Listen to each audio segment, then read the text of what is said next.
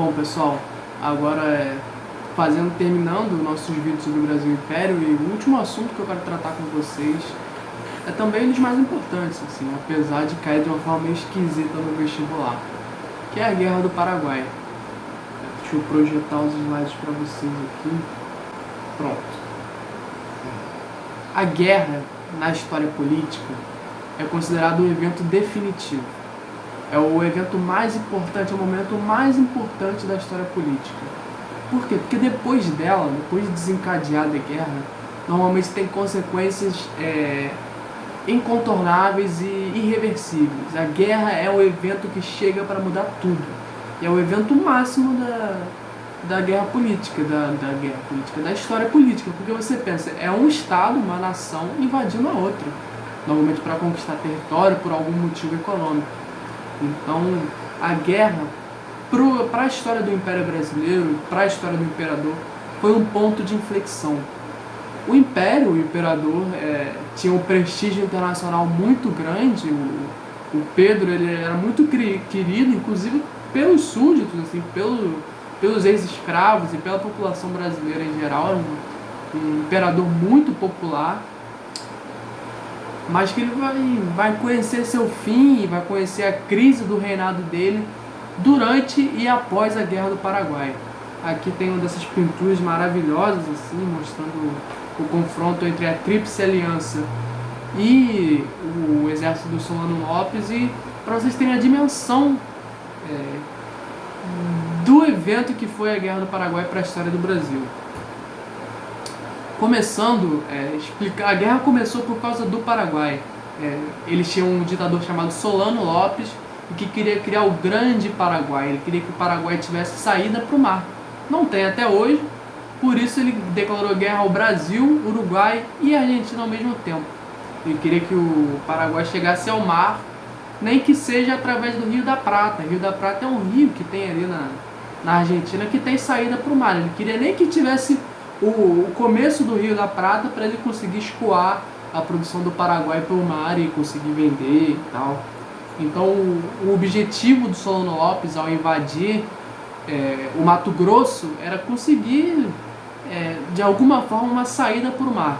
Então é formada o que a gente chama Tríplice Aliança, que vai devolver a ofensiva do Solano Lopes e vai destruir o Paraguai, simples assim. Eles viviam uma ditadura lá, o Solano Lopes era um tirano, mas o que o Brasil fez é completamente absurdo. E um dos outros mitos, assim, no Brasil, eu vou falar com vocês de vários mitos da história do Brasil, essas ideias, assim, que não correspondem à realidade de forma alguma, mas que ganham penetração na mente das pessoas. Uma dessas maiores ideias é justamente o mito da história incruenta, a história de que o brasileiro é um povo pacífico e ordeiro, a escravidão aqui teria sido menos violenta, não sei como isso é possível, ou que o brasileiro é um povo pacífico e cordial, nós seríamos mais mansos, amigáveis e dóceis. Isso é a maior mentira, e a Guerra do Paraguai é um bom espelho disso, para além do nosso cotidiano. Só você ligar a televisão que você vai ver que o Brasil não é um país nada pacífico. Mas a Guerra do Paraguai é provavelmente o maior ato de brutalidade da história da América Latina, assim. Então, o Paraguai foi totalmente massacrado pelo Brasil, não tiveram chance. Ao final da Guerra do Paraguai, as tropas, o exército era formado por crianças, porque a maior parte da população masculina morreu na guerra. O Paraguai vai demorar muitas e muitas décadas para se reerguer. Porque além de perder em contingente humano, eles começaram a perder pessoas mesmo, começou a ficar desabitado. A população do Paraguai diminuiu consideravelmente. Além disso, indústrias, fazendas e toda a economia do Paraguai foi totalmente desmontada. Além da dívida externa, o Paraguai parou de pagar tributos para o Brasil somente em 1945. Isso é o fim da Segunda Guerra Mundial e o fim da Era Vargas, para vocês terem noção da dimensão da dívida que o Brasil fez o Paraguai pagar. Então, Só ressaltando esse ponto para vocês, porque é uma ideia muito comum, assim, que o Brasil é um país pacífico, o brasileiro é cordial, e a nossa história, olhar para o nosso passado, desmente completamente isso. Bom, por que eu falei que a Guerra do Paraguai cai de forma esquisita no vestibular de vocês? Porque vocês não precisar decorar nenhuma das batalhas do Havaí, batalha não sei que onde, não precisa decorar nada disso. Você, como eu disse, a guerra é o evento definitivo porque ele tem consequências irreversíveis. E o que vai cair no vestibular de vocês, e pode cair, são as consequências da Guerra do Paraguai. A primeira delas, e que vai nos acompanhar ao longo das nossas aulas do século XX inteirinho, é a questão militar. Os militares o exército até aquela época era muito precário, o exército brasileiro era muito qualquer nota, muito qualquer coisa. Mas devido à Guerra do Paraguai, o nível de investimento sobe muito. O exército se profissionaliza, ganha escopo, ganha ofício, ganha volume. O exército, então, ele até o final do Império vai virar um ator político, um novo ator que surge após a Guerra do Paraguai. É uma consequência da guerra, e quem estudou o Brasil no século XX sabe como a influência dos militares na política é decisiva. A gente teve uma ditadura militar e uma ditadura tutelada pelos militares, além da república ter sido proclamada por eles. Então, essa é uma das consequências da chamada questão militar. Os militares não se sentiam prestigiados o suficientes pelo imperador Pedro II após terem vencido a guerra. Engraçado que eles esquecem de falar do massacre que eles promoveram contra o Paraguai. Outra é o movimento abolicionista.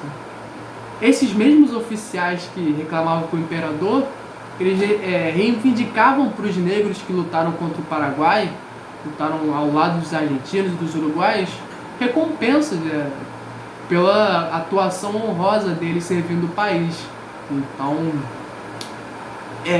caiu a ficha deles, assim, quando essa rotina militar, esse dia a dia, a convivência entre brancos e negros no cotidiano da guerra, isso cria laços de amizades, assim. Isso foi muito importante para a luta abolicionista, porque o movimento abolicionista como um todo ganha outra dimensão após a Guerra do Paraguai. Então é a segunda das terceiras consequências, e a outra, e que vai ser decisiva, é o movimento republicano.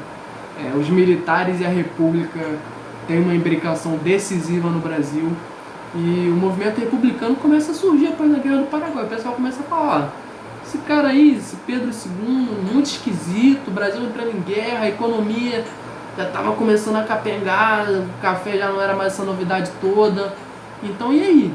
E aí, por que a gente não proclama uma república? Porque esse cara tem poder demais, ele tinha poder de veto, assim. Porque ele decidiu que era lei ou não, quem é preso ou não, o que ia acontecer ou não. Então, o primeiro projeto de república no Brasil, vocês vão ver essa aula comigo, inclusive, é descentralizar. Todo esse poder que foi concentrado nas mãos de um homem só vai ser redistribuído, mas isso é cenas para os próximos capítulos.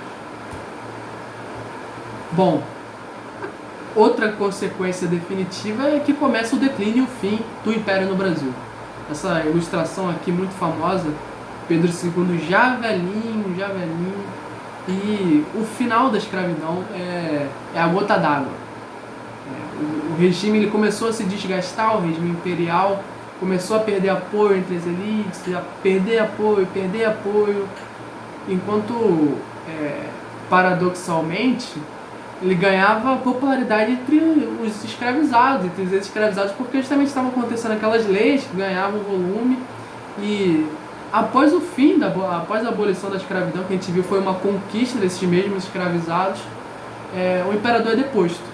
A elite do Vale do Paraíba, que eu falei com vocês, os fazendeiros, os barões do café, não aceitam o fato de que não houve indenização pelo fim da escravidão. Ou seja, a elite brasileira, depois de passar 300 anos escravizando as pessoas, queria uma compensação financeira após o fim da escravidão, após a Lei Áurea. Triste, né, galera? Então, é assim que termina a nossa história, é assim que termina o Império no Brasil, de maneira melancólica e contraditória.